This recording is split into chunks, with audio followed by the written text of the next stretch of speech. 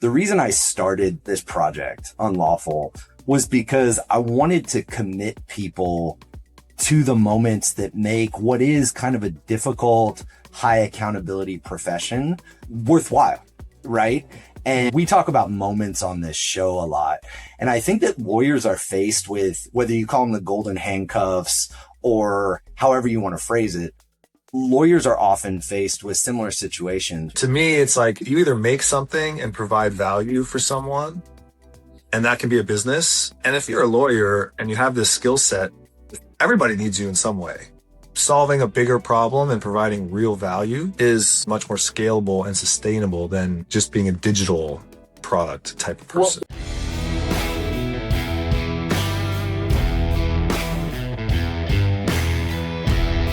This is Unlawful.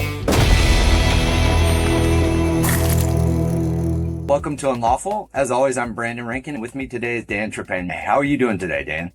Fantastic. I think there are going to be some people who know who you are, some people who don't know who you are. I always like to start with that. You were introduced to me via Instagram. I think that's the most accessible way to find you. There are probably people going back 10 years who know you as the best dressed man in the world or whatever. But why don't you tell me who you are? Oh man, I'm the guy on Instagram that talks shit about menswear mainly. I fell into that world. I grew up on a farm. I was a farmer, turned basketball player, went to an Ivy League school, Columbia University, to play ball. Basketball didn't go the way I thought it was going to go. I started writing. I always loved writing. It was the only thing I could survive at Columbia in is writing. Everything else I was struggling. So I was one of the first bloggers ever. I was like one of the first, probably the first men's style blogger ever in 2007, 2008. I lucked out and I won America's Best Dressed Real Man, as you alluded to, from Esquire magazine. Esquire mentioned my blog, which was a hobby at the time, and it exploded. So now I had millions of readers all over the world. At this time, we were selling ads, which was great because it was banner ads, had nothing to do with the content. But as we spoke about earlier, that market completely changed. It all became sponsored content, which is what people do now. And I hated that business. I had a huge following. I was getting paid to post, but it was always like selling out, right? Like, hey, you can't swear. Hey, you got to say Calvin Klein 4 more times. Or, hey, so I was working for them, watering down the message. Meanwhile, I went back to school for menswear design. I studied tailoring. I'm trained in all that stuff. I worked for a tailor for many years. I apprenticed for many years. And the people that were reading my blog were flying to New York to buy clothes from me. So I was like, okay, guys are flying from all over the world to get stuff from me. I hate the way I'm monetized. Why can't I sell to these guys without them having to travel? So in 2015, we pivoted from a content business to an online tailor shop, doing a version of bespoke tailoring from home, where we do real fittings, real style consultations. Now we've grown to basically do full wardrobe packages. That's, so I'm the guy that does the wardrobe packages custom made for you from home. That's, I guess. Hey, I want to jump in because the people who have watched Unlawful are thinking, okay, well, where does the lawyer come in? You're not a lawyer. You're not a client. You're not a judge. You're not a person in the industry other than you probably dress a lot of lawyers. A lot of lawyer clients. Yeah, for sure. It's funny because although I rarely dress like it when I'm not in court, although I'm trying to start leaning into my adult wardrobe, right? We're one of the few industries where people expect us to be wearing suit and tie every day. It's been an interesting transition over the last few years with COVID, especially. But the main reason I'm talking to you, one, I think that lawyers could use you, and a lot of lawyers watch this. So reach out to Articles of Style and buy wardrobes, right? But more importantly than that, what I appreciate about you is your passion and your authenticity. And we were talking about this a little bit earlier. The reason I started this project, Unlawful, was because I wanted to commit people to the moments that make what is kind of a difficult, high accountability profession worthwhile, right?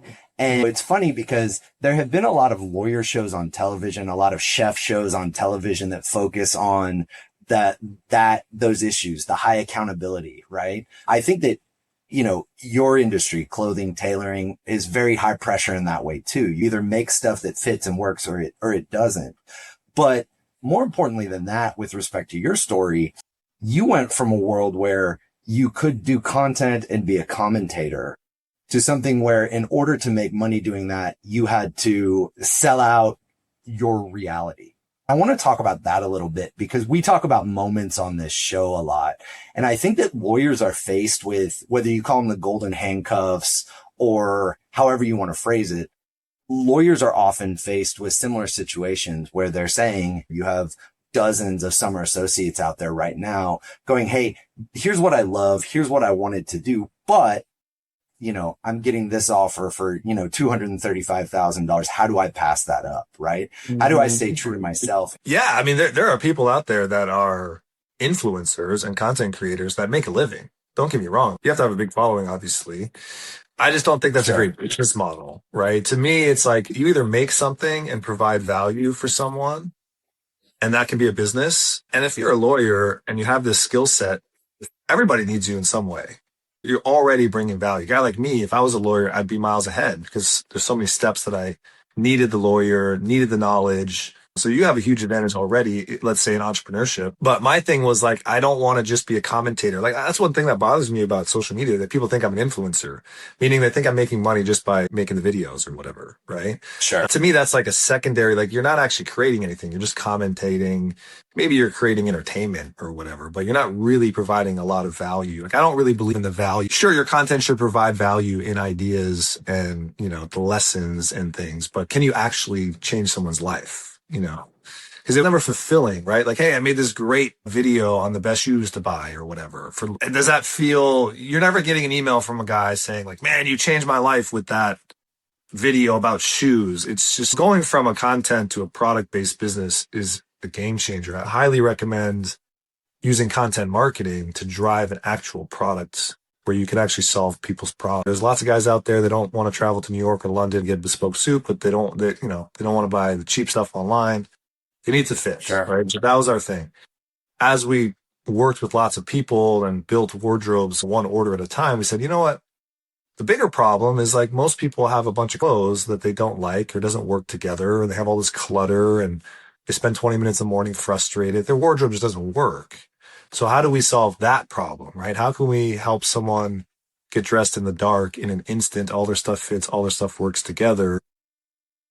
So now we bring that to market, and it's been a huge explosion because guys are like, I have that problem. And guys are realizing that they're wasting, right? Like think how much stuff you have in your closet you never wear.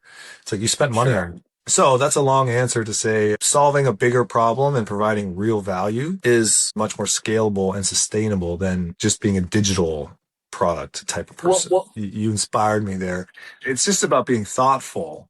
You know, I think so many people, they're not very intentional, not very thoughtful, right? Like they kind of buy the easiest thing, the quickest thing. They don't give a lot of thought to quality. It's little steps, but even guys that value from the content, they're starting to think. They're starting to think more about like, what colors are better for me? What fabrics are better for me? What designs are not going to go out of style? What things are not going to fall apart? So they're starting to say, okay, because the world is so fast now, right? Like you can buy more things than ever. Things are cheaper.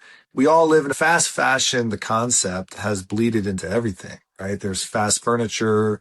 The cars, you can't even get parts for a car after like 10 years. Right. So I think people are getting sick of that. And, you know, because there's so much option and things are so quick and dirty, people just kind of do a lot of replaceable things and do because of that, a lot of basic things. The guy wearing the black t-shirt every day, right? He's got 1 million black t-shirts, all he has in his closet. Sure. Right. I just got to finish that thought and say, I think people are hitting a breaking point where like, I'm sick of just floating through life, doing the easiest thing, buying the most basic, eating the most, quick thing, vacationing where everyone else goes because it's been planned. Dude, I really enjoyed this conversation. I'd love to come back. Yeah, If people want a V2, then we can do it again. Every time I talk to you, I feel like I could talk to you about a million different things, but you got to go customer service first. Everybody's selling. Good talking to you.